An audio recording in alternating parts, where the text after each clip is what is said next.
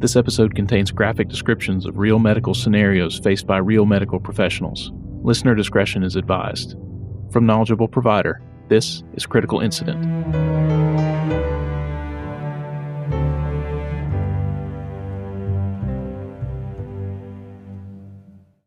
So as I was listening back through, kind of proof listening to the mixtape episode where I was talking about the different songs, I got to the part about one of my preceptors / mentors in EMS, Alan Bragwell, who was killed in a helicopter crash several years ago. And I was talking about a day where I was riding with him as a student and there was a water rescue situation going on. And I was struck by how we got there and he just, without hesitation, just took his equipment and jumped in a boat and off he went, even though that typically is not our role as medics. And I said that I always wanted to try to emulate that in my own career. And what flashed into my head when I heard myself talking about that, okay, fast forward, let me see. It had to be 10 to 15 years later. So I'm a paramedic. I'm working for HIMSI in Huntsville, and we're going to a water rescue situation. There's somebody, I believe it was a kayaker, canoeist? That doesn't sound right. Somebody in a boat on the Flint River had gone in the water and some accident had happened. I don't know. So we get called down there. So we go down to the rendezvous point where everybody is, and the volunteer fire department's there. They have their boat in the water, and they're waiting for one of us to jump in with them. So, hey, this is my moment. Hold on to the wings of the angels and watch as we all fly away. This is my Alan Bragwell moment. So I do just like he did. I grab my shit, jump in the boat. Let's go. And all right, so we're talking about like a flat bottom, I don't know if it had a steering wheel or just the tiller, stick on the motor. We're talking about a small, like, fishing boat type boat here. And the water on the Flint River that day was not especially deep.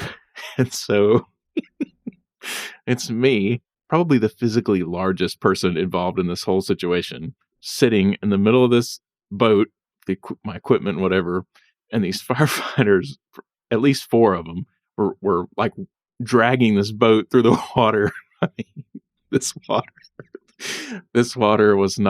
it wasn't even up to their knees. I mean, it was not deep. Like the bottom of the boat's like dragging along the bottom of the quote unquote river. And it was so fucking ridiculous. I felt so ridiculous. It looked ridiculous. Oh, I hope somebody has a picture of that somewhere. And I'm like, guys, really, I can just get out and walk. It's fine. My boots can get wet. It's okay. And they're like, no. We got you. So, yeah, shit, Alan. I tried, man. And nothing really came of the call that we were responding to.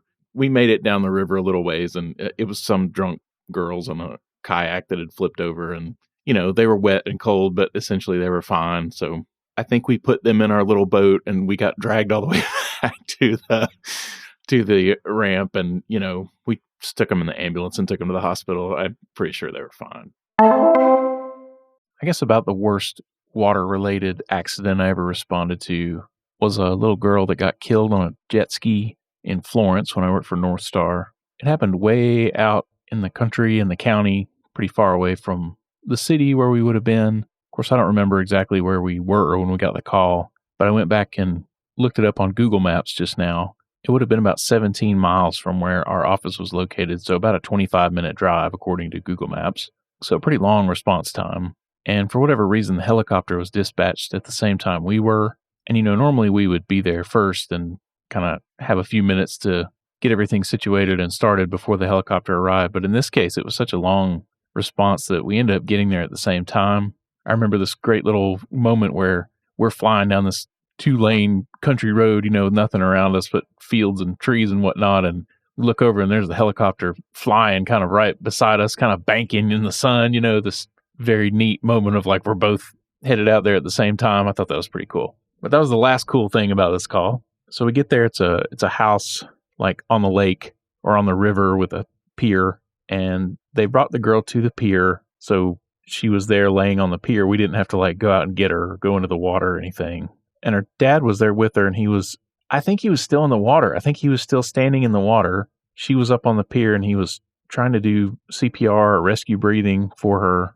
And the story about what had happened was that they were riding on a jet ski and a limb overhanging the water hit her, knocked her off. And I've always kind of wondered about the story because, like, if they were on the same jet ski, either she was behind him or she was in front of him.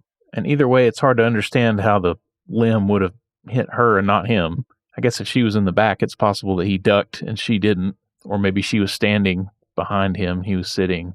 But you'd think if she had been in front of him, the limb would have hit him, right? In the back of my head, I've always wondered if something different actually happened. Like maybe she was out riding the jet ski by herself. Or maybe he actually hit her with the jet ski, ran over her. Maybe she was in the water and he came back to pick her up and actually ran into her. I don't know. No idea. I was Googling, searching around. I couldn't find any news stories about any kind of criminal charges or anything like that. So as far as I know, somehow she was on a jet ski and ran under a limb that was hanging over the water and got knocked off.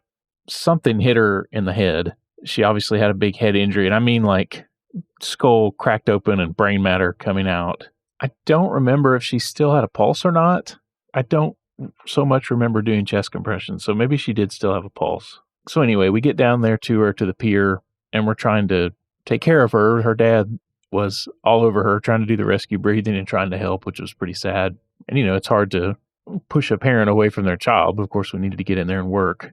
And so I think I got there and was trying to sort of assess and see what was going on and get the bag valve mask out, start ventilating her. And then like a couple of superheroes, the flight crew was just right there. And the medic just appeared with an ET tube in his hand and a laryngoscope in the other hand and intubated her. Just boom. I don't know how. I mean, it wasn't like he had the kit with him and he opened it up and Broslow taped her and figured out, I mean, he just came with a tube and the scope and dropped it. Bam. I guess he must have just guessed at the tube size based on our age that he got from dispatch. I don't know, but I thought that was pretty impressive. And so the dad's still right on top of us, when that happened. And I remember, I'll never forget this. The medic got the tube in, and I don't even know if it was secured or not yet, but the dad grabs the ET tube and starts blowing into it, like, trying to ventilate the girl. Mouth to tube resuscitation. That's the only time I've ever seen that happen. And of course, we're like, no, back up. But very sad, very sad to watch that happening. So we ended up in the ambulance briefly. My big contribution was to get an IV started on her. The flight medic was in the truck with me, and I remember him going, excellent work, great work, something like that. It made me feel good, got a little pat on the head from one of my heroes there. Again, I don't remember doing chest compressions, really, so she must have still had a pulse. And I don't remember really a lot of other injuries. I think it was just a big head trauma. We transported her all of, it was a long driveway down to the water, so we just kind of drove up the driveway and then across the street to where the helicopter was parked in a field. We loaded her up in the helicopter and then they took off. I looked up her obituary and it said she died at ECM hospital. So they didn't fly her anywhere else, but when I was looking around and Googling, trying to find her obituary and whatnot, I found her on a donor family quilt, which is a little site that is maintained by Legacy of Hope, Alabama's Organ and Tissue Donation Alliance. And they have this big giant list of quilt squares that people have made. There are pictures of the squares on there with each person's name and whatever whoever made the quilt square wants to write. And she was on there. I really want to read her name and read the description that's with the quilt square, but I feel weird about saying her name and revealing her identity. But how about that? She evidently was an organ donor. So, and it doesn't say, of course, what she donated, but I didn't know that until right now. So that's a kind of a happier ending to the story than I thought. Not that it's a happy story, obviously, but a silver lining for sure. The other bad water-related call I remember maybe happened in 2011. It was with Himsey, and it was out in Morgan County at this place called Toluca Beach, I think. I'm not 100% sure, but just looking at the map and from what I remember, I think it was out there. And there's a place out there called Redneck Beach, which sounds right. And it was an adult, a guy that had drowned. But I remember it was so freaking weird. I don't remember the story about what happened. Just in trying to Google, I'm not sure it's the right incident that I'm finding. But what I remember is this guy, when we got there, being like face down in the water. But I mean, it was almost like a puddle. It was like a little bit of water on the road or on a dirt road kind of area.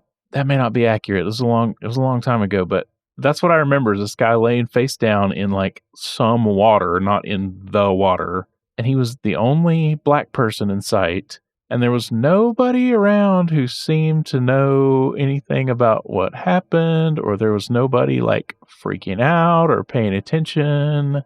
It was very weird, very strange vibe. So I don't know what happened to this poor man. I don't know nothing. And again, just in Googling, I can't find any stories about, criminal charges or anything like that. So I don't know what happened to this man. I believe he was dead when we got there. I mean, we transported him, we worked him, but I'm pretty sure he was pulseless and apneic by the time we got there. Doing the Google Maps thing, again, I don't know specifically where we were when we got the call, but mapping it from Station 6, which I believe at the time was the southernmost HIMSI station, out to that area was about 20 miles, so about a 26-minute drive estimated by Google Maps. So long response time, and that's really all I remember. It's always weird when you have a strange memory like that or you get a strange vibe about something and you can't, nothing ever came of it. Like you can't find anything about it. Nothing came of it at the time as far as I remember. Just a big, just kind of a big question mark when you think back on something like that. Like what the hell actually happened? What was I actually a part of? No idea.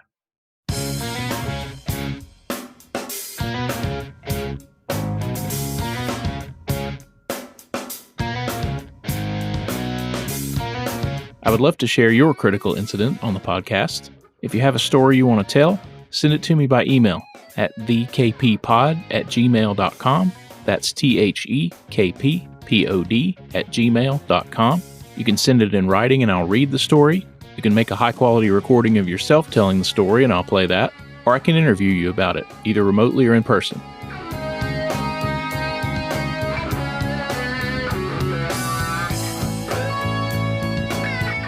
Thank you for listening, and as always, stay safe, take care of yourself, and take care of your patients in that order.